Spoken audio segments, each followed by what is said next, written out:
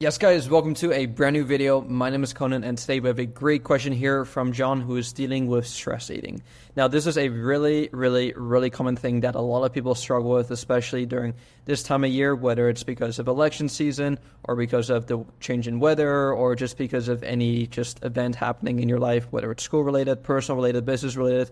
It happens, and it is really common, right? And breaking this habit, I'll be honest with you guys, can be somewhat difficult, but with these strategies that I'm about to share with you in today's quick little training, hopefully you get to regain control over your eating again and just kind of like take control of your actions, right?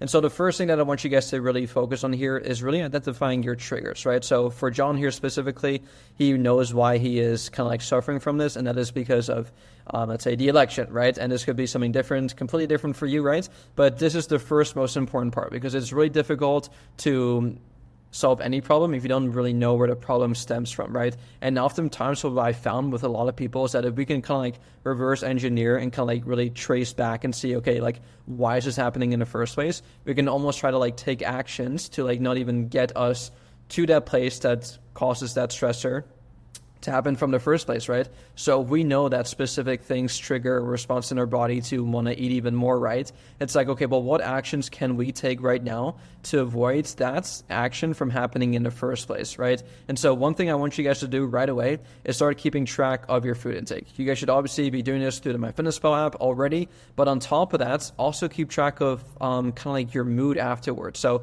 it's one thing kind of like tracking your food, which is super important, but then there's another thing as well in terms of like how that food makes you feel afterwards, right? So keep a simple food and mood journal. So track exactly what you eat, which you already should be doing by now, right? But then also track how you feel at the same time. So if you maybe know that after eating, for example, a bag of chips, and sure, it may kind of fit within your macros for that day, right? But ask yourself this question: how do you feel afterwards, right? Do you feel super energetic afterwards, or do you feel a bit more sluggish afterwards, right? And really identify how you feel, because again, that can also kind of like lead to maybe trigger a response in your body to want to eat even more, right? Like, for example, whenever I eat a meal, right, I track down exactly how I feel afterwards. And ideally, after eating food, I like to feel energized, rejuvenated, and just like ready to keep on crushing my goals, as opposed to have even more cravings or feel sluggish and just be a couch potato afterwards, right?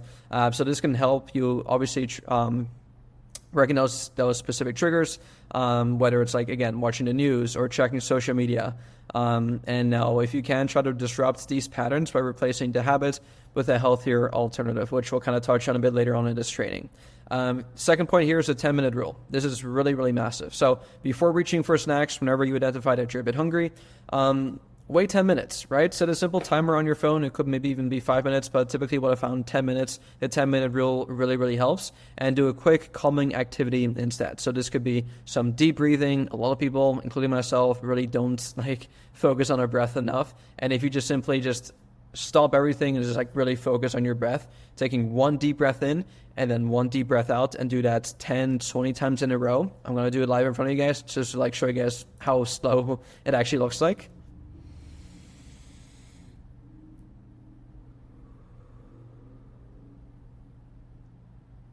That was one breath, and that could easily take you like 10 seconds, right? So do that a couple times, and I said, wow, I feel so much more relaxed after doing that. That's crazy. Definitely go ahead and do that. I'm going to start doing that too more often. It could be that. It could be going on a quick walk. You can actually do the deep breathing with the quick walk. It could also be drinking water, right? Because oftentimes your cravings will pass if given a small little moment, right? 10, 15 minutes. And if you're still hungry afterwards, then sure, by all means, you can make a more intentional choice at least, right? Because as soon as we notice that we're hungry and gravitate towards the fridge, we tend to not make the healthiest of choices, right? Because we're almost like operating in this fight or flight mode. Whereas if you allow yourself that 10 minutes to do some like walking, some meditating, some breathing, and especially drinking like 2 glasses of water, because oftentimes we also mistake hunger for dehydration. So what you may notice is that instead of being super hungry after drinking a bunch of water, that your hunger actually dissipates because you were simply just dehydrated. So that's another big thing. Make sure you stay hydrated, right? Now, when it comes to mindful eating techniques, mindful eating can also ground you in the present moment and prevent mindlessly snacking, right? So a couple of tips that I have for you here is eat slowly, right? Don't just like mow everything down at once, right? Because that's not fun. That's kind of weird, actually, especially in public.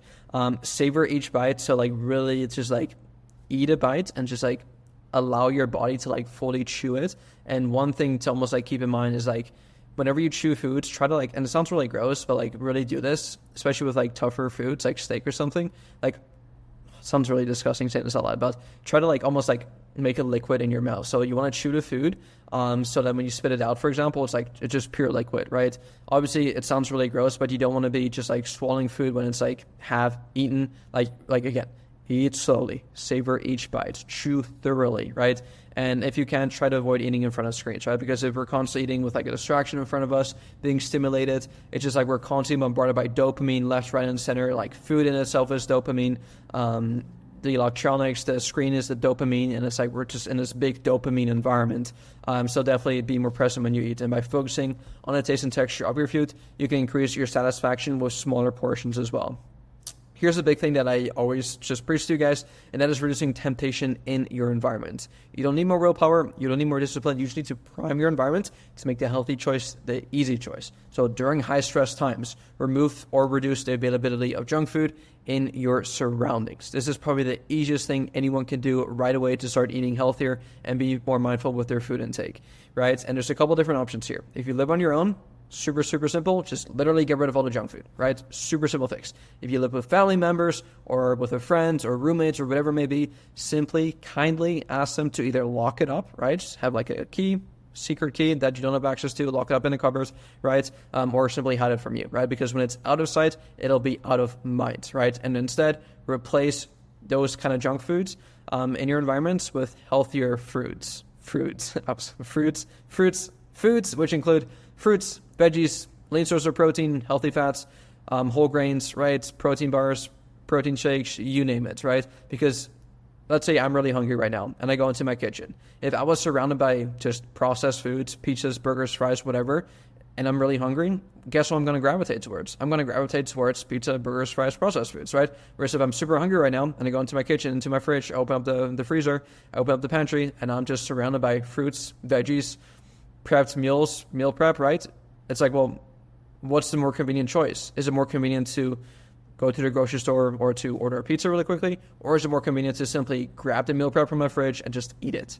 It's way more convenient to do that, right? And so, again, going back to what I said earlier, you do not need more willpower. You do not need more discipline. You do not need more motivation, whatever. You just need to prime your environment to make the healthy choice the easy choice. And you can literally apply this to anything else that you want to start doing more in life, right? If you want to start waking up earlier, well, it's like, okay, how can I make it easier for myself to wake up earlier? I should probably go to bed earlier. I should probably have a nighttime routine. I should probably have a morning routine. I should probably have an alarm set, right? Whereas if I did not do that, I will make it really difficult for myself to wake up earlier, right? So again, these are some really powerful strategies that you can implement, not just to reducing stress eating, but just to do anything in life, right? And then here's another thing. Set a limit on news and social media. So specifically for John here, who's really struggling with like the stress eating coming from social media and the news, try to set a limit on this, right? So excessive news and social media can 100% fuel stress, like it's happening with John. So set a daily limit for news consumption and take breaks from social media platforms, especially before meals if you can, right? Because if you notice that if you watch the news right before a meal, chances are you're probably going to eat a bit more during that meal, right? So just doing this simple strategy can still help you stay informed without being too overwhelmed, right? Personally, I don't watch the news. I find it doesn't really affect me much in terms of what I want to do in my life, right? And so if you can also just try to avoid it in the first place, right? Going back to the last point, primary environments make the healthy choice the easy choice. So if you simply just don't watch the news in the first place, it's like, well, now you don't have that trigger to begin with, right?